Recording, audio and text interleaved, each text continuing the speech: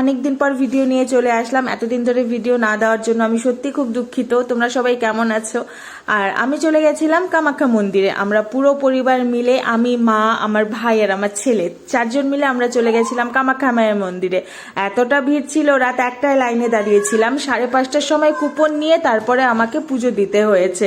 কিন্তু মনে কোনো কি বলবো, শরীরে কোনো ক্লান্তি ছিল না, কোনো রকম কিচ্ছু ছিল না, পুরো মন ভরে পুজোটা দিয়েছিলাম। তারপরে এই ব্রহ্মপুত্র নদীটা দেখো, দেখেই সবার মন ভরে যাবে। তো এত সুন্দরভাবে পুজো দিয়েছি, সব মন্দির ঘুরেছি, ওখানে যত মন্দির ছিল গুয়াহাটি আসামে ওখানে সবগুলো মন্দির ঘুরেছি। হাঁসগুলো দেখো কত সুন্দর না, জলে লাফাচ্ছে।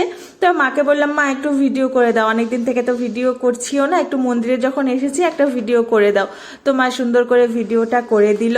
খুব সুন্দরভাবে আমরা পুজো দিয়েছি, মাও খুব শান্তি পেয়েছে। মা কোনোদিনও যাওয়া হয়নি কামাখ্যায়, তো মাকে এর জন্য নিয়ে গেলাম ঘোরার জন্য। আর তোমরা কে কে গেছো আসাম কামাখ্যা মায়ের মন্দিরে তোমরা অবশ্যই আমাকে কমেন্ট করে জানাবে। আর ভিডিও আসতে চলছে, সাথে থেকো।